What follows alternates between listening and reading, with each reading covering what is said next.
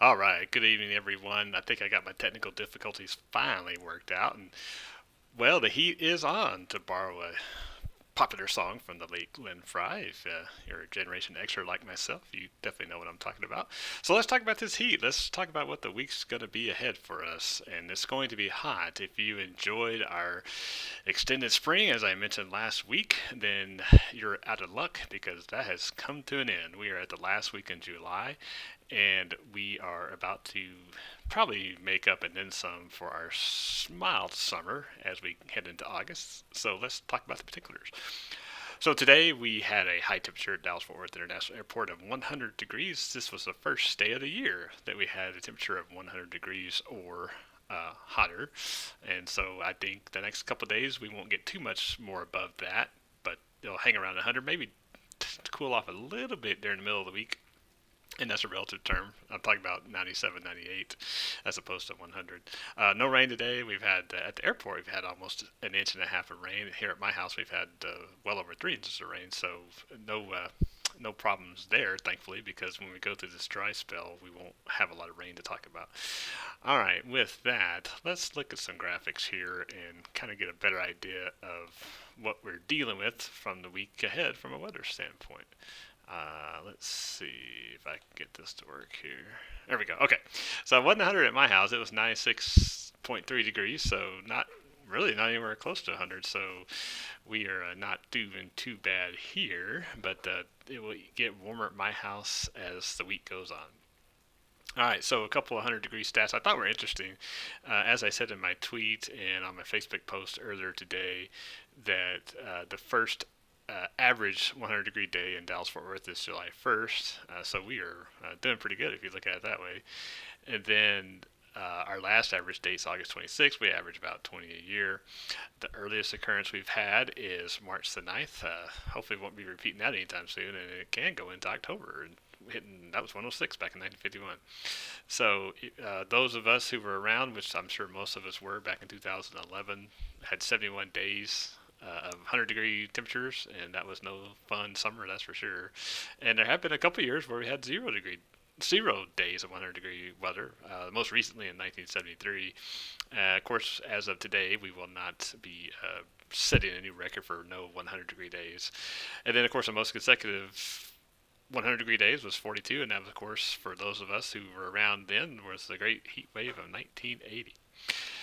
Again, we're not looking at that this summer. And so I thought this was an interesting graph. This is the warmest temperatures by month in Dallas Fort Worth. And if you go look at August, we've gotten up to 112. Now it's way back in 1936. I don't think there's going to be anything near that in our forecast. But it can get pretty hot around here in August, so hopefully we won't have anything close to that. All right, so and then from a drought standpoint, I briefly mentioned the rain. The good news is there's not even abnormally dry areas in the state right now, or excuse me, in the Dallas Fort Worth forecast area. So that's really good news because we're probably going to need that, currency, if you will, as far as not going to rain for at least a little while anyway. All right.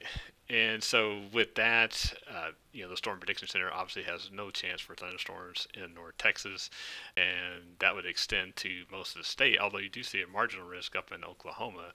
And as a matter of fact, we'll look at the satellite picture and kind of give you an idea of why that is. So you can sort of make out there is an outflow. Well, that's not going to work. Let's make sure my graphics work here. And let's try this. Yeah. So you can kind of see outflow boundary here that's kicked off a thunderstorm here and really kicked off thunderstorms here. And the general motion of that is to the south. I don't think they'll get anywhere near our area, but something to bear watching. I don't think it's nothing to get excited about, but it is something we want to watch. And from that standpoint, if you look at the radar presentation up in Oklahoma, again, you can see some thunderstorms west of Oklahoma City, and then you see a storm southeast of Tulsa. The general direction is to the southeast. But again, I don't think they're going to come anywhere near Dallas Fort Worth. It's going to be hot for a while, that's for sure. All right, so let's go back to our graphics here. And oh my gosh, let's get these. There we go. All right. So we are under heat advisory at least until tomorrow 7 p.m. That may get extended, although it may not. It may quote cool off just a little bit. But Dallas Fort Worth and points north and east are in heat advisory, the heat advisory area. And if you don't know, apparent temperatures has to be 105 degrees or higher for us to have a heat advisory issued, and so that's what we're looking at certainly for tomorrow. Then a couple of heat safety tips wherever you might be. It can get up to 125 degrees in the interior of a car, so you definitely don't want to leave kiddos, pets, or anything like that in a car. And then if you're outside, take breaks, stay hydrated. Do the best. Wear light colored clothing, like loose fitting clothing outside. That will definitely help you keep cool. And of course, the best way to keep cool is stay in the air conditioning building. In addition to the heat advisory, we have an ozone action day tomorrow, and that's for we won't have a lot of wind, so the pollution in the air will kind of hang around closer to the surface. So if you have difficulty breathing under normal conditions, then you will have a more difficult time with the poor air quality we have here. So just something to keep in mind for tomorrow if you're outside.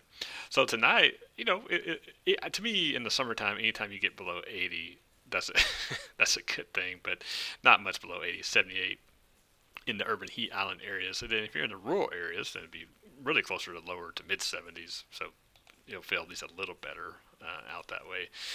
And then the week ahead, it's pretty much going to be hot. Now, we will have a disturbance that will move in from the west toward the middle of the week, and that will set off very isolated showers and thunderstorms.